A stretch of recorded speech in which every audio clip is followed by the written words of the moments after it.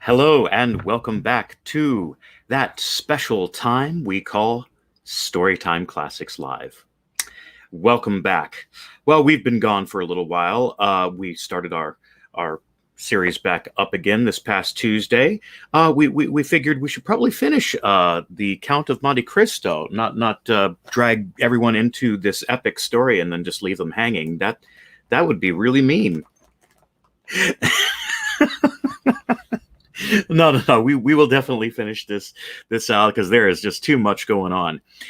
Yesterday, we had a perfect example of opera politics, which it was a funny reading of the audience's reaction to these people in these upper boxes having these conversations and these social meetings of society, and absolutely not enjoying the theater being presented before them, which is, that's a crime, in my book, at least.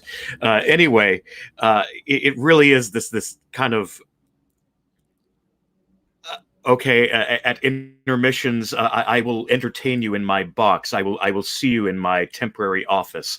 It's a very interesting world of politics, full of fan language and very, very subtle tilts of the head. Wow, it gets complicated. There is a friend of mine, and I wouldn't even know how to direct you to it, but just Google fan language. It was really an art form in that day, and just little tilt of the head could mean entire sentences of things. So look into that if you're so inclined. It's very interesting. Don't make me use my opera voice. Good morning, Mary, and good morning to Stanley. Stanley has a question of, we left 3 weeks ago, before we took this break, with Monsieur Villefort buying a poison from the Count. What might this be used for? Well, I can only imagine for some nefarious purposes. So let's we'll find out as we go along. We could start a poll. We could Venmo some cash in there. No, I'm just kidding. We're not going to do that. But we should begin reading here, and I will stop babbling. Hope everyone is having a great Thursday today. And Jane the cat says hello. She loves to jump on my lap in the middle of these things now. All right, so we're going to jump back into Count of Monte Cristo with chapter 54 today. That's right, Jane. With chapter 54, A Flurry in the Stocks. All right, here we go. No refunds. Quite right, Mary, quite right. All right, here we go. Some days after this meeting, Albert de Morcerf visited the Count of Monte Cristo at his house in the Champs-Élysées, which had already assumed that palace-like appearance which the Count's princely fortune enabled him to give to his most temporary residences. He came to renew the thanks of Madame Danglars, which had been already conveyed to the Count through the medium of a letter signed Baron Danglars, née Herminie de Cerveau. Albert was accompanied by Lucien Debray, who, joining in his friend's conversation, added some passing compliments, the source of which the Count's talent for finesse easily enabled him to guess. He was convinced that Lucien's visit was due to a double feeling of curiosity, the larger half of which sentiment emanated from the Rue de la Chaussée d'Antin. In short, Madame Danglars, not being able personally to examine in detail the domestic economy and household arrangements of a man who gave away horses worth 30,000 francs, and who went to the opera with a Greek slave wearing diamonds to the amount of 1,000,000 of money, had deputed those eyes by which she was accustomed to see, to give her a faithful account of the mode of life of this incomprehensible person. But the Count did not appear to suspect that there could be the slightest connection between Lucien's visit and the curiosity of the Baroness. "You are in constant communication with the Baron Danglars?" the Count inquired of Albert de Morcerf. "Yes, Count." "You know what I told you? All remains the same, then, in that quarter?" "It is more than ever a settled thing," said Lucien, and considering that this remark was all that he was at the time called upon to make, he adjusted the glass to his eye, and biting the top of his gold-headed cane, began to make the tour of the apartment, examining the arms and the pictures. "Ah," said Monte Cristo, "I did not expect that the affair would be so promptly concluded." "Oh, things take their course without our assistance. While we are forgetting them, they are falling into their appointed order, and when, again, our attention is directed to them, we are surprised at the progress they have made towards the proposed end. My father and Monsieur Danglars served together in Spain, my father in the army and Monsieur Danglars in the commissariat department. It was there that my father, ruined by the Revolution, and Monsieur Danglars, who never had possessed any patrimony, both laid the foundations of their different fortunes." "Yes," said Monte Cristo. "I think Monsieur Danglars mentioned that in a visit which I paid him, and," continued he, casting a side glance at Lucien, who was turning over the leaves of an album, "Mademoiselle Eugénie is pretty, and I think I remember that to be her name." "Very pretty, or rather very beautiful," replied Albert, "but of that style of beauty which I do not appreciate. I am an ungrateful fellow." "You speak as if you were already her husband." "Ah," returned Albert, in his turn looking around to see what Lucien was doing. "Really," said Monte Cristo, lowering his voice, "you do not appear to me to be very enthusiastic on the subject of this." "Marriage.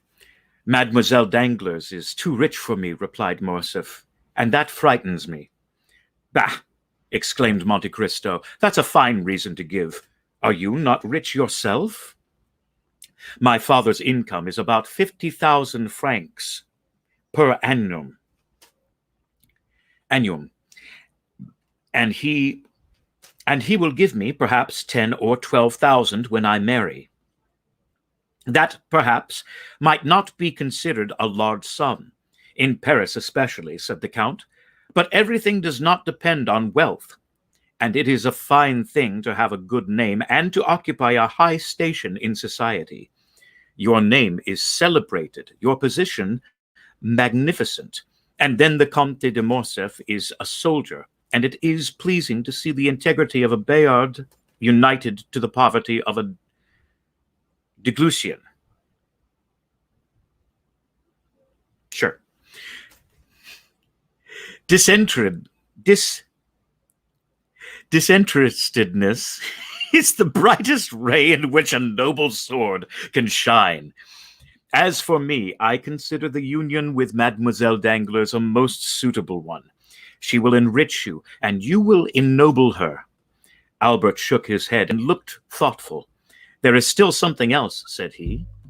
"I confess," observed Monte Cristo, "that I have some difficulty in comprehending your objection to a young lady who is both rich and beautiful." "Oh," said Morcerf, "this repugnance, if repugnance it may be called, is not all on my side." "Whence can it arise, then? For you told me your father desired the marriage." "It is my mother who dissents. She has a clear and penetrating judgment, and does not smile on the proposed union. I cannot account for it, but she seems to entertain some prejudice against the Danglars." "Ah," said the Count, in a somewhat forced tone, "that may be easily explained. The Comtesse de Morcerf, who is aristocracy and refinement itself, does not relish the idea of being allied by your marriage with one of ignoble birth. That is natural enough." "I do not know if that is her reason," said Albert, "but one thing I do know. and that if this marriage to be consummated, it will render her quite miserable. There was to have been a meeting 6 weeks ago in order to talk over and settle the affair, but I had such a sudden attack of indisposition. Real? Interrupted the Count, smiling. Oh, real enough, from anxiety, doubtless. At any rate, they postponed the matter for 2 months. There is no hurry, you know. I am not yet 21, and Eugenie is only 17. But the 2 months expire next week. It must be done. My dear Count, you cannot imagine how my mind is harassed, how happy you are in being exempt from all this. Well, and why should not you be free too? What prevents you from being so? Oh, it will be too great a disappointment to my father if I do not marry Mademoiselle Danglars. Marry her, then, said the Count, with a significant shrug of the shoulders. Yes, replied Morcerf, but that will plunge my mother into positive grief. Then do not marry her, said the Count.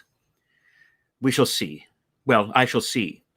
I will try to and think over what is the best thing to be done. You will give me your advice, will you not? And if possible, extricate me from my unpleasant position? I think, rather than give pain to my dear mother, I would run the risk of offending the Count. Monte Cristo turned away. He seemed moved by this last remark. Ah, said he to Debray, who had thrown himself into an easy chair at the farthest extremity of the salon, and who held a pencil in his right hand and an accountant book in his left. What are you doing there? Are you making a sketch after Poussin? Oh, no, was the tranquil response. I am too fond of art to attempt anything of that sort. I am doing a little sum in arithmetic. In arithmetic? Yes, I am calculating. By the way, Morcerf, that indirectly concerns you. I am calculating what the House of Danglars must have gained by the last rise in Haiti bonds. From 206, they have risen to 409 in 3 days, and the prudent banker had purchased at 206. Therefore, he must have made 300,000 livres. Is that not his biggest scoop? Said Morcerf. Did he not make 1 million in Spaniards this last year? My dear fellow, said Lucien, here is the Count of Monte Cristo, who will say to you, as the Italians do, denaro e sanctità meta della meta, money and sanctity, each in a moiety. When they tell me such things, I only shrug my shoulders and say nothing. But you were speaking of Haitians, said Monte Cristo. Ah, Haitians. That is quite another thing. Haitians are the écarté of French stock jobbing. We may like billiard, delight in whist, be enraptured with Boston, and yet grow tired of them all. But we always come back to écarté. It is not only a game, it is a hors d'oeuvre. Monsieur Danglars sold yesterday at 405 and pockets 300,000 francs. Had he but waited till today, the price would have fallen to 205, and instead of gaining 300,000 francs, he would have lost 20 or 25,000.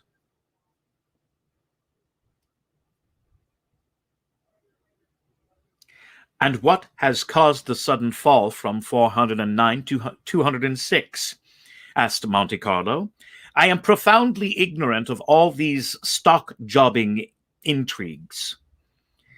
Because, said Albert, laughing, one piece of news follows another, and there is often great dissimilarity between them. Ah, said the Count, I see that Monsieur Danglars is accustomed to play at gaining or losing 300,000 francs in a day. He must be enormously rich. It is not he who pays, exclaimed Lucien. It is Madame Danglars. She is indeed daring. But you, who are a reasonable being, Lucian, and who know how little dependence is to be placed on the news, since you are at the fountainhead, surely you ought to prevent it, said Morcerf with a smile. How can I, if her husband fails in controlling her? Asked Lucian. You know the character of the Baroness. No one has any influence with her, and she does precisely what she pleases. Ah, if I were in your place, said Albert, well, I would reform her. It would be rendering a service to her future son-in-law. How would you set about it? Ah, that would be easy enough. I would give her a lesson. A lesson? Yes. Your position as secretary to the minister renders your authority great on the subject of political news. You never open your mouth, but the stockholders immediately stenograph your words. Cause her to lose 100,000 francs, and that would teach her prudence. I do not understand, stammered Lucian. It is very clear, notwithstanding, replied the young man, with an artlessness wholly free from affectation. Tell her some fine morning an unheard-of piece of intelligence, some telegraphic dispatch of which you alone are in possession. For instance, that Henry IV was seen yesterday at Gabriel's. That would boom the market. She will buy heavenly, and she will certainly lose when Beecham announces the following day in his Gazette the report circulated by some usually well-informed persons that the king was seen yesterday at Gabriel's house is totally without foundation. We can positively assert that his Majesty did not quit the Pont Neuf. Lucian half smiled. Monte Cristo, although apparently indifferent, had not lost one word of this conversation, and his penetrating eye had even read a hidden secret in the embarrassed manner of the secretary. This embarrassment had completely escaped Albert, but it caused Lucian to shorten his visit. He was evidently ill at ease. The Count, in taking leave of him, said something in a low voice, to which he answered, Willingly, Count, I accept. The Count returned to young Morcerf. Do you not think on reflection, said he to him, that you have done wrong in thus speaking of your mother-in-law in the presence of Monsieur Debray? My dear Count, said Morcerf, I beg of you not to apply that title so prematurely. Now, speaking without any exaggeration, is your mother really so very much adverse to this marriage? So much so that the Baroness very rarely comes to the house, and my mother has not, I think, visited Madame Danglars twice in her whole life. Then, said the Count, I am emboldened to speak openly to you. Monsieur Danglars is my banker. Monsieur de Villefort has overwhelmed me with the politeness in return for a service which a casual piece of good fortune enabled me to render him. I predict from all this an avalanche of dinners and routs. Now, in order not to presume on this, and also to be beforehand with them, I have, if agreeable to you, thought of inviting Monsieur and Madame Danglars and Monsieur and Madame de Villefort to my country house at Auteuil. If I were to invite you and the Count and Countess of Morcerf to this dinner, I should give it the appearance of being a matrimonial meeting, or at least Madame de Morcerf would look upon the affair in that light, especially if Baron Danglars did me the honor to bring his daughter. In that case, your mother would hold me in aversion, and I do not at all wish that. On the contrary, I desire to stand high in her esteem. Indeed, Count, said Morcerf, I thank you sincerely for having used so much candor towards me, and I gratefully accept the exclusion which you propose. You say you desire my mother's good opinion. I assure you it is already yours to a very unusual extent. Do you think so? Said Monte Cristo with interest. Oh, I am sure of it. We talked of you an hour after you left us the other day. But to return to what we were saying, if my mother could know of this attention on your part,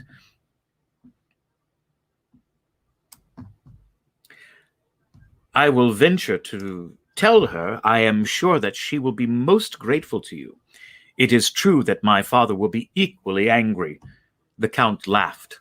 Well, said he to Morcerf, but I think your father will not be the only angry one. Monsieur and Madame Danglars will think me a very ill-mannered person. They know that I am intimate with you, that you are, in fact, one of the oldest of my Parisian acquaintances, and they will not find you at my house. They will certainly ask me why I did not invite you. Be sure to provide yourself with some previous engagement which shall have a semblance of probability, and communicate the fact to me by a line in writing. You know that with bankers nothing but a written document will be valid. I will do better than that, said Albert. My mother is wishing to go to the seaside. What day is fixed for your dinner?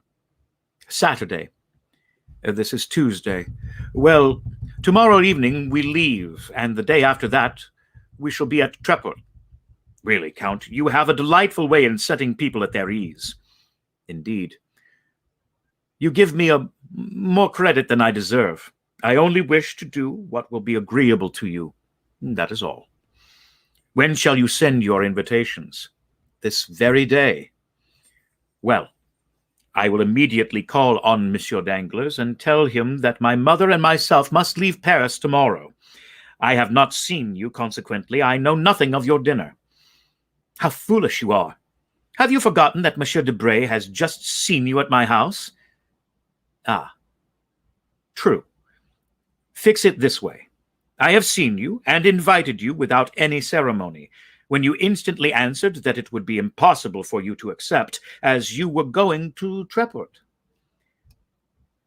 Well, then, that is settled. But you will come and call on my mother before tomorrow. Before tomorrow? That will be a difficult matter to arrange. Besides, I shall just be in the way of all the preparations for departure. Well, you can do better. You were only a charming man before, but if you accede to my proposal, you will be adorable. What must I do to attain such sublimity? You are today free as air. Come and dine with me. We shall be a small party, only yourself, my mother, and I. You have scarcely seen my mother. You shall have an opportunity of observing her more closely. She is a remarkable woman, and I only regret that there does not exist another like her.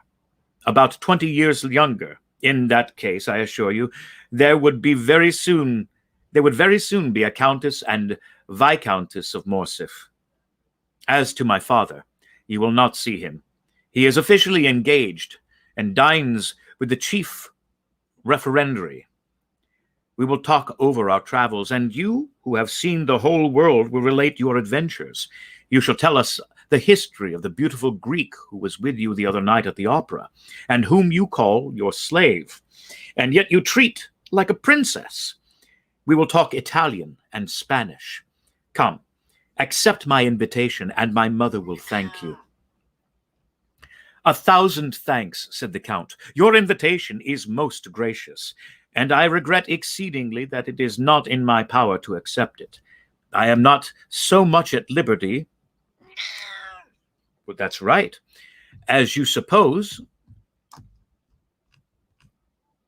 On the contrary, I have a most important engagement. Take care. You were teaching me just now how, in case of an invitation to dinner, one might creditably make an excuse. I require the proof of a pre-engagement. I am not a banker like Monsieur Danglars. I am quite as incredulous as he is. I am going to give you a proof, replied the Count, and rang the bell. Humph, said Morcerf. This is the second time you have refused to dine with my mother. It is evident that you wish to avoid her. Monte Cristo started. Oh, you do not mean that, said he. Besides, here comes the confirmation of my assertion. Baptistin entered and remained standing at the door. I had no previous knowledge of your visit, had I?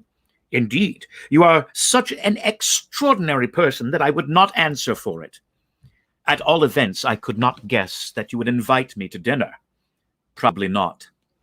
Well, listen, Baptistin. What did I tell you this morning when I called you into my laboratory? To close the door against visitors as soon as the clock struck 5, replied the valet. What then? Ah, my dear Count, said Albert. No, I wish to do away with that mysterious reputation that you have given me, my dear Viscount. It is tiresome to always be acting Manfred. I wish my life to be free and open. Go on, Baptistin. Then to admit no one except Major Bartolomeo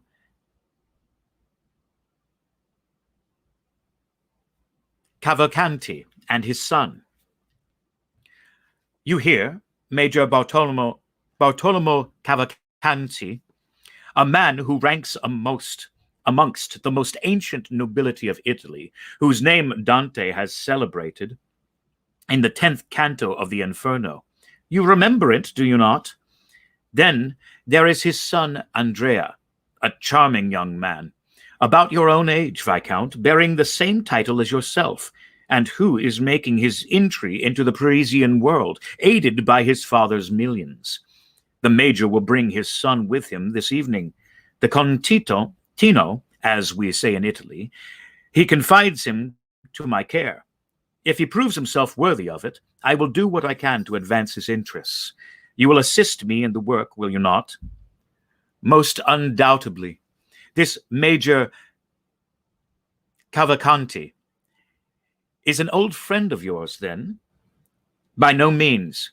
He is a perfect nobleman, very polite, modest, and agreeable, such as may be found constantly in Italy, descendants of very ancient families. Such as may be found constantly in Italy, descendants of very ancient families. I have met him several times at Florence, Bologna, and Lucca, and he has now communicated to me the fact of his arrival in Paris. The acquaintances one makes in traveling have a sort of claim on one. They everywhere expect to receive the same attention which you once paid them by chance, as though the civilities of a passing hour were likely to awaken any lasting interest in favor of the man in whose society you may happen to be thrown in the course of your journey. This good Major Cavalcanti is to come to take a second view of Paris, which he only saw in passing through in the time of the Empire, when he was on his way to Moscow. I shall give him a good dinner. He will confide his son to my care. I will promise to watch over him. I shall let him follow in whatever path his folly may lead him, and then I shall have done my part. Certainly, I see you are a model mentor, said Albert. Goodbye. We shall return on Sunday. And by the way, I have received news of Franz. Have you? Is he still amusing himself in Italy? I believe so. However, he regrets your absence extremely. He says you were the son of Rome, and that without you all appears dark and cloudy. I do not know if he does not even go so far as to say that it rains. His opinion of me is altered for the better, then? No, he still persists in looking upon you as the most incomprehensible and mysterious of beings.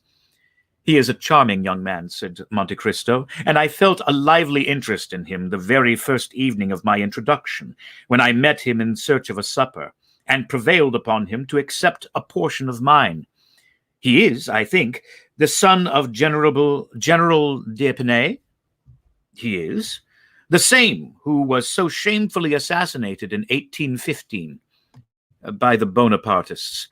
Yes, really, I like him extremely. There is not also a matrimonial engagement contemplated for him? Yes, he is to marry Mademoiselle de Villefort. Indeed. And you know I am to marry Mademoiselle Danglars, said Albert, laughing. You smile. Yes. Why do you do so? I Smile, because there appears to me to be about as much inclination for the consummation of the engagement in question as there is for my own. But really, my dear Count, we are talking as much of women as they do of us. It is unpardonable. Albert rose. Are you going? Really? That is a good idea. 2 hours have I been boring you to death with my company, and then you, with the greatest politeness, ask me if I am going. Indeed, Count, you are the most polished man in the world. And your servants, too. How very well behaved they are. There is quite a style about them. Monsieur Baptistin especially. I could never get such a man as that. My servants seem to imitate those you sometimes see in a play, who, because they have only a word or two to say, acquit themselves in the most awkward manner possible. Therefore, if you part with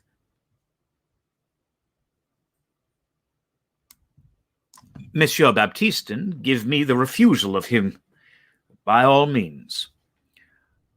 That is not all. Give my compliments to your illustrious Lucanès, Cavalcante of the Cavalcanti. And if by any chance he should be wishing to establish his son, find him a wife very rich, very noble on her mother's side at least, and a baroness in right of her father. I will help you in the search. Ha ha! You will do as much as that, will you? Yes. Really? Well, really, nothing is certain in this world. Oh, Count, what a service you might render me! I should like you 100 times better if, by your intervention, I could manage to remain a bachelor, even were it only for 10 years. Nothing is impossible, gravely replied Monte Cristo, and taking leave of Albert, he returned into the house and struck the gong 3 times. Bertuccio appeared.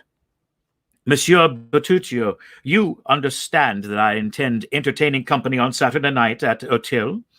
Bertuccio slightly started. I shall require your services to see that all be properly arranged. It is a beautiful house, or at all events may be made so. There must be a good deal done before it can deserve that title, Your Excellency, for the tapestried hangings are very old. Let them all be taken away and changed, then, with the exception of the sleeping chamber, which is hung with red damask. You will leave that exactly as it is. Bertuccio bowed. You will not touch the garden either. As to the yard, you may do what you please with it. I should prefer that being altered beyond all recognition. I will do everything in my power to carry out your wishes, Your Excellency. I should be glad, however, to receive Your Excellency's commands concerning the dinner. Really, my dear Monsieur Bertuccio, said the Count, since you have been in Paris, you have become quite nervous, and apparently out of your element. You no longer seemed to understand me. But surely Your Excellency will be so good as to inform me whom you are expecting to receive? I do not yet know myself. Neither is it necessary that you should do so. Look, Lucullus dines with Lucullus. That is quite sufficient. Bertuccio bowed and left the room. Since we still have some time left here, we will jump into chapter 55, Major Cavalcanti.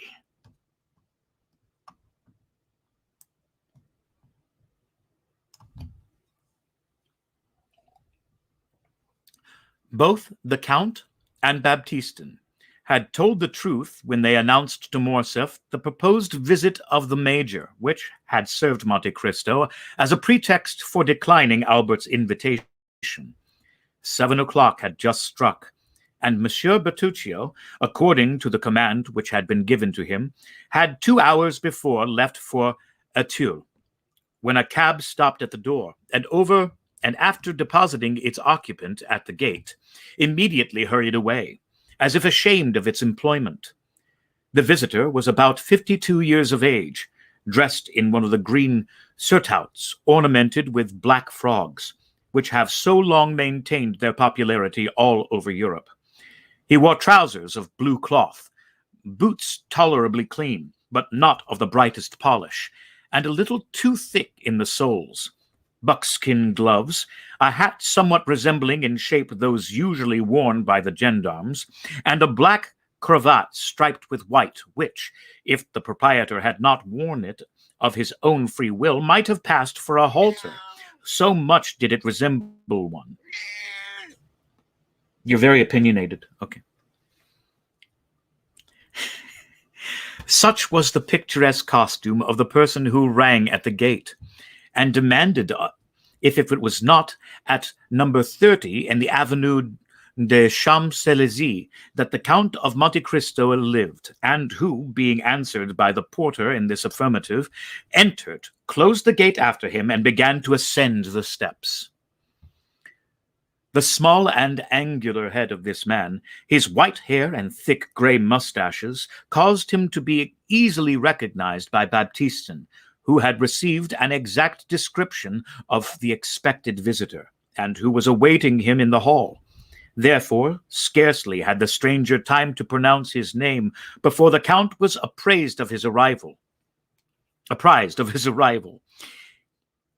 He was ushered into a simple and elegant drawing room, and the Count rose to meet him with a smiling air. "Ah, my dear sir, you are most welcome. I was expecting you." "Indeed," said the Italian. "Was your Excellency then aware of my visit?" "Yes, I had been told that I should see you today at 7 o'clock. Then you have received full information concerning my arrival?" "Of course." "Ah, so much the better. I feared this little precaution might have been forgotten." "What precaution?" "That of informing you beforehand of my coming." "Oh, no, it has not. But you are sure you are not mistaken?" "Very sure. It really was I whom your Excellency expected at 7 o'clock this evening?" "I will prove it to you beyond a doubt." "Oh, no, never mind that," said the Italian. "It is not worth the trouble." "Yes, yes," said Monte Cristo. His visitor appeared slightly uneasy. "Let me see," said the Count. "Are you not the Marquis Bartolomeo Cavalcanti?" Bartolomeo Cavalcanti joyfully replied the Italian. "Yes, I am really he."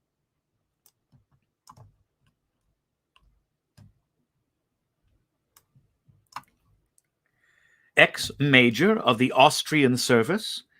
"Was I a major?" timidly asked the old soldier. "Yes," said Monte Cristo, "you were a major. That is the title the French give to the post which you filed in Italy." "Very good," said the major. "I do not demand more, you understand." "Your visit here today is not of your own suggestion, is it?" said Monte Cristo. "No, certainly not." "You were sent by some other person?" "Yes, by the excellent Abbé Busoni." "Exactly so," said the delighted major. "And you have a letter?"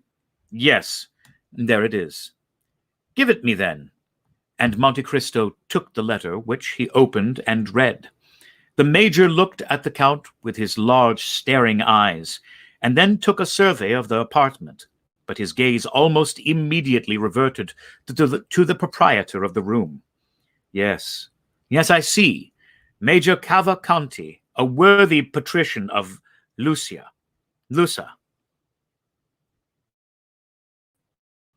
Luca, a descendant of the Cavalcanti of Florence," continued Monte Cristo, reading aloud. "Possessing an income of 500,000, Monte Cristo raised his eyes from the paper and bowed. 500,000, said he. "Magnificent." 500,000, is it? Said the major. "Yes, in so many words. And it must be so, for the abbé knows correctly the amount of all the largest fortunes in Europe. Be it 500,000. Then, but on my word of honor, I had no idea that it was so much. Because you are robbed by your steward. You must make some reformation in that quarter. You have opened my eyes, said the Italian gravely. I will show the gentleman to the door. Monte Cristo resumed the perusal of the letter. And who only needs one thing more to make him happy. Yes, indeed, but one, said the Major with a sigh, which is to recover a lost and adored son. A lost and adored son? Stolen away in his infancy, either by an enemy of his noble family or by the gypsies. At the age of 5 years, said the Major with a deep sigh and raising his eye to heaven. Unhappy father, said Monte Cristo. The Count continued.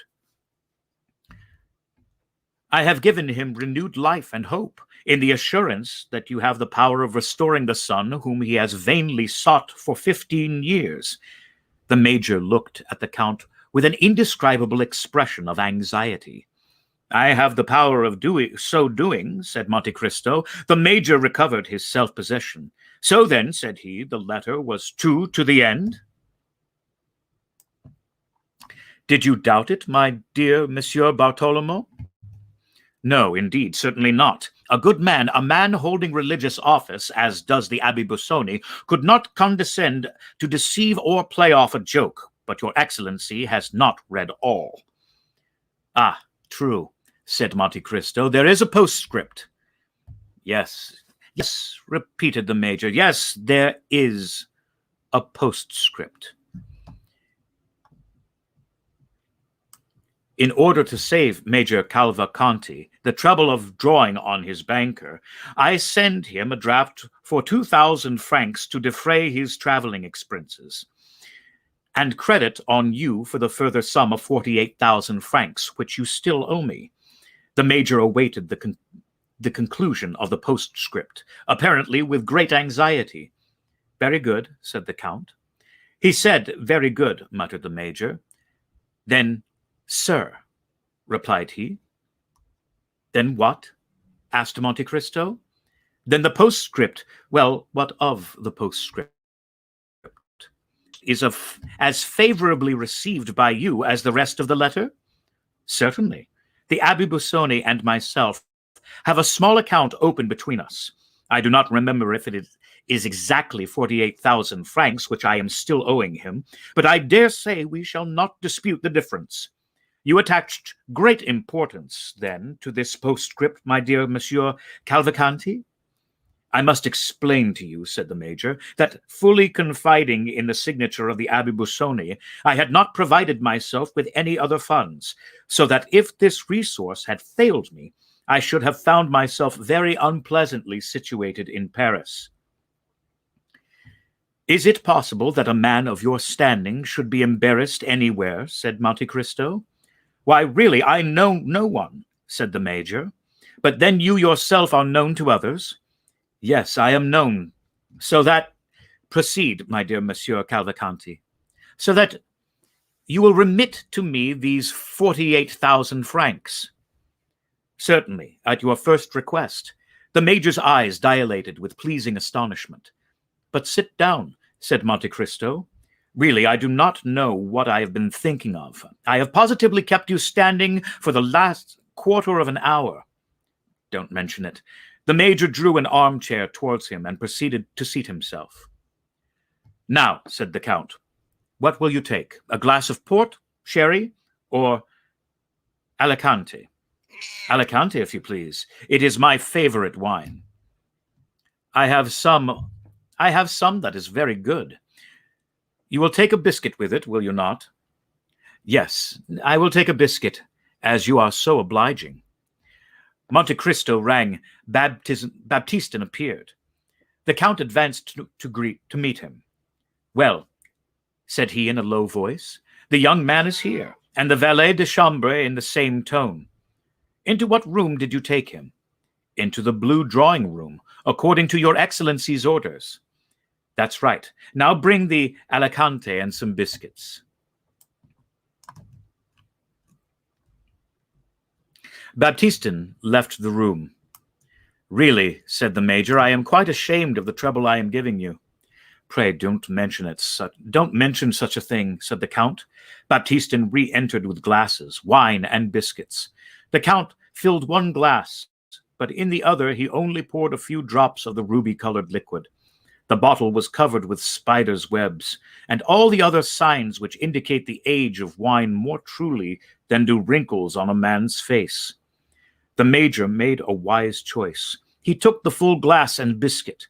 The Count told Baptistin to leave the plate within reach of his guest, who began by sipping the Alicante with an expression of great satisfaction, and then delicately steeped his biscuit in the wine. So, sir, you lived at Lucca, did you? You were rich, noble, held in great esteem, and all that could render a man happy? All, said the Major, hastily swallowing a biscuit. Positively all. And yet there was one thing wanting in order to complete your happiness. Only one thing, said the Italian, and that one thing, your lost child. Ah, said the Major, taking a second biscuit, that consummation of my happiness was indeed wanting.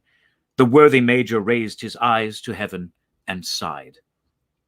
Let me hear, then, said the Count, who this deeply regretted son was, for I always understood you were a bachelor. That was the general opinion, sir, said the Major. And yes, replied the Count, and you confirmed the report. A youthful indiscretion, I suppose, which you were anxious to conceal from the world at large. The Major recovered himself and resumed his usual calm manner, at the same time casting his eyes down, either to give himself time to compose his countenance or to assist his imagination, all the while giving an under-look at the Count, the protracted smile on whose lips still announced the same polite curiosity. Exactly. Do you want to read the story? Okay. Yes, said the Major. I did wish this fault to be hidden from every eye. Not on your own account, surely, replied Monte Cristo, for a man is above that sort of thing. Oh, no, certainly not on my own account, said the Major, with a smile and a shake of the hand. But for the sake of the mother, said the Count. Yes, for the mother's sake, his poor mother, cried the Major, taking a third biscuit. Really, you can read this if you want. We can tag team, switch off on chapters. No? Okay. Cat got her tongue. Yet for her mother's sake, his poor mother, cried the Major, taking a third biscuit. Take some more wine, my dear Cavalcanti, said the Count, pouring out for him a second glass of Alicante. Your emotion has quite overcome you. His poor mother, murmured the Major, trying to get the lachrymal gland in operation, so as to moisten the corner of his eye with a false tear. She belonged to one of the first families in Italy, I think, did she not? She was of a noble family of Faisoli, Count, and her name was... do you desire to know her name? Oh, said Monte Cristo, it would be quite superfluous for you to tell me, for I already know it.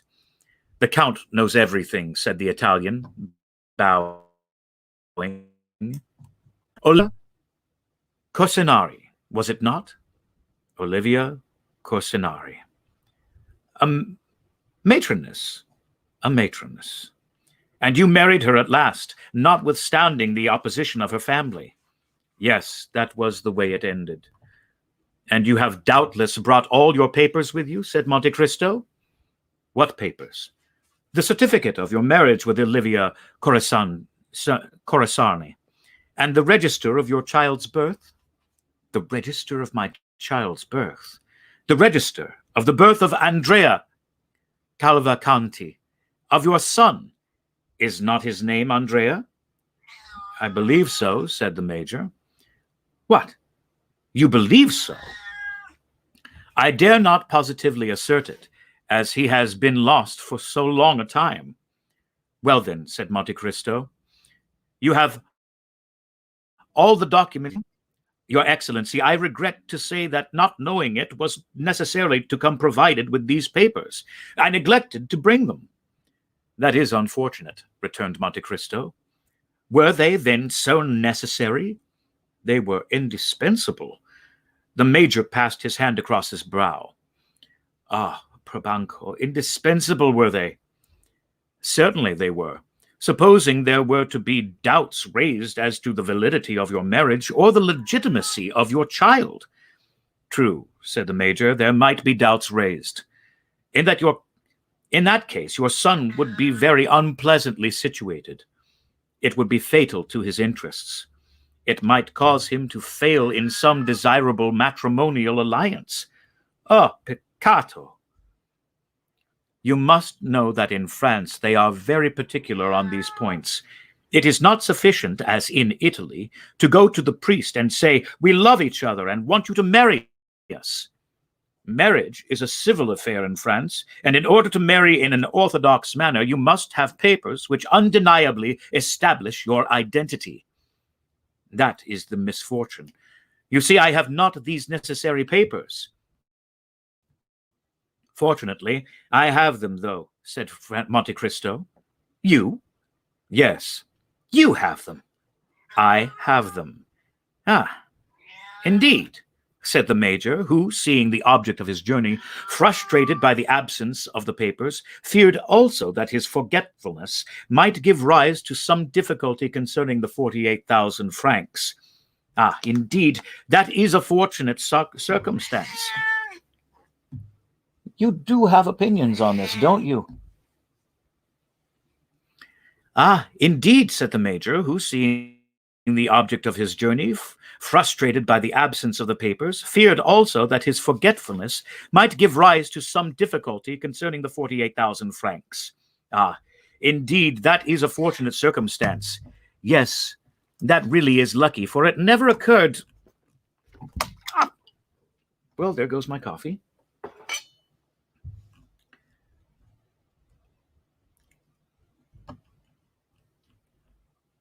It never occurred to me to bring them.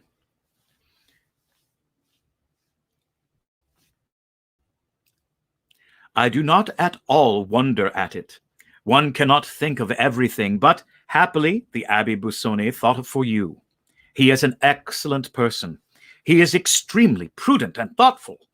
He is an admirable man, said the Major, and he sent them to you. Here they are. The Major clasped in his hands a token of admiration. You married Olivia Corsinari in the church of San Paolo del Monte Catini. Here is the priest's certificate. Yes, indeed, there it is truly, said the Italian, looking on with astonishment. And here is Andrea Cavalcanti's baptismal register, given by the curate of Saravisa. Yeah, we'll go with that. All quite correct. Take these documents, then. They do not concern me. You will give them to your son, who will, of course, take great care of them. I should think so, indeed, if he were to lose them.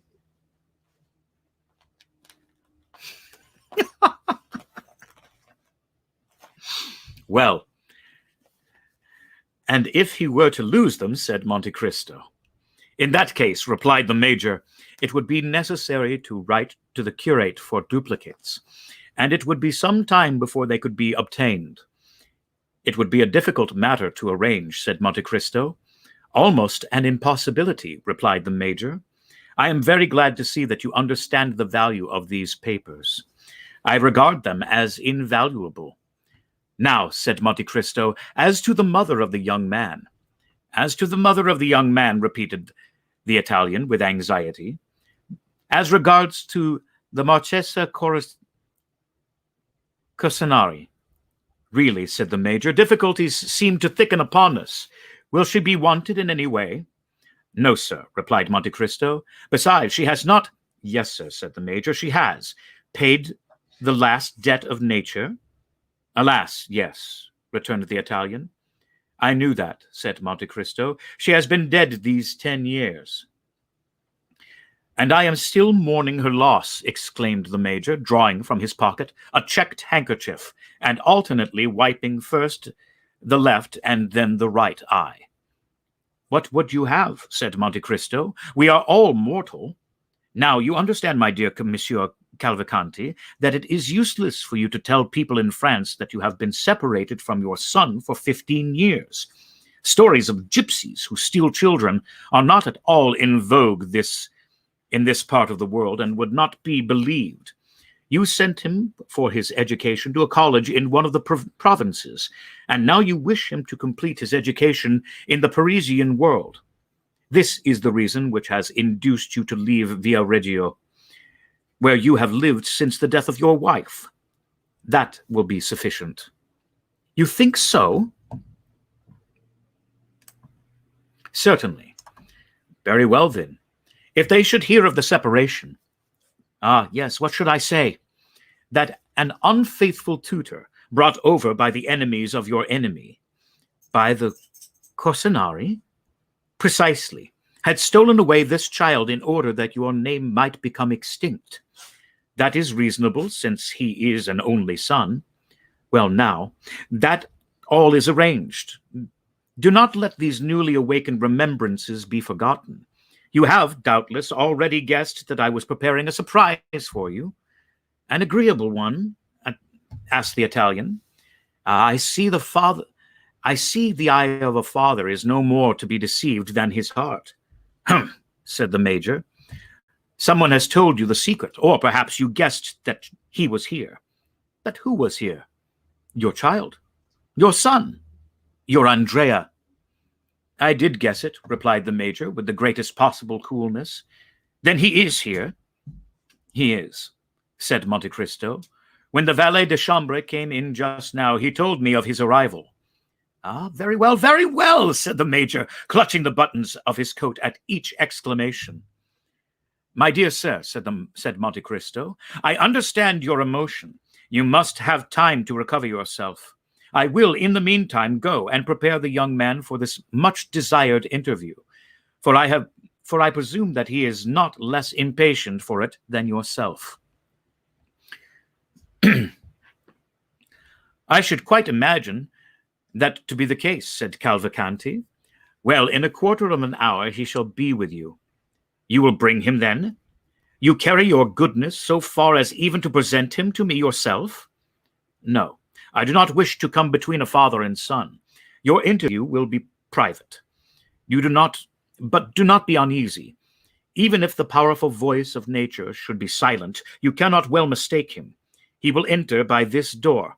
He is a fine young man of fair complexion, and a little too fair, perhaps, pleasing in manners, but you will see and judge for yourself.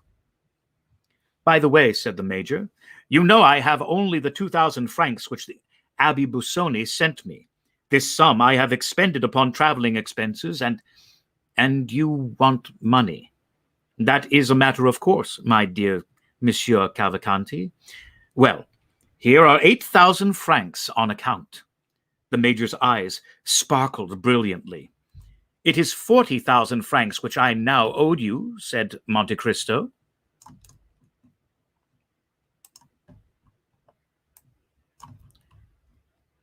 Does your Excellency wish for a receipt? Said the Major, at the same time slipping the money into the inner pocket of his coat. For what? Said the Count. I thought you might want it to show the Abbé Busoni. Well, when you receive the remaining 40,000, you shall give me a receipt in full. Between honest men, such as excessive precaution is, I think, quite unnecessary. Yes, so it is, between perfectly upright people. One word more, said Monte Cristo. Say on. You will permit me to make one remark? Certainly. Pray do so. Then I should advise you to leave off wearing that style of dress. Indeed, said the Major, regarding himself with an air of complete satisfaction. Yes, it may be worn at Viareggio, but that costume, however elegant in itself, has long been out of fashion in Paris. Oh, that is unfortunate. Oh, if you really were attached to your old mode of dress, you can easily resume it when you leave Paris. But what shall I wear? What you find in your trunks. In my trunks I have but one portmanteau. I dare say you have nothing else with you? I dare say you have nothing else with you. What is the use of boring oneself with so many things? Besides, an old soldier always likes to march with as little baggage as possible. That is just the case, precisely so. But you are a man of foresight and prudence. Therefore, you sent your luggage on before you. It has arrived at the Hotel des Princes Rue de Richelieu. It is there you are able to take up your quarters. Then, in these trunks, I presume you have given orders to your valet de chambre to put in all you are likely to need, your plain clothes and your uniform. On grand occasions, you must wear your uniform. That will look very well. Do not forget your crosses. They still laugh at them in France, and yet always wear them for all that. Very well, said the major, who was in ecstasy at the attention paid him by the count. Now, said Monte Cristo, that you have fortified yourself against all painful excitement, prepare yourself, my dear Monsieur Cavalcanti, to meet your lost Andrea, saying which Monte Cristo bowed, and disappeared behind the tapestry, leaving the major fascinated beyond expression with the delightful reception which he had received at the hands of the Count. And we will stop here today and resume on Tuesday with Chapter 56, Andrea Cavalcanti. Thank you for tuning in to Storytime Classics today. We appreciate that, and we will see you next time on Storytime Classics Live.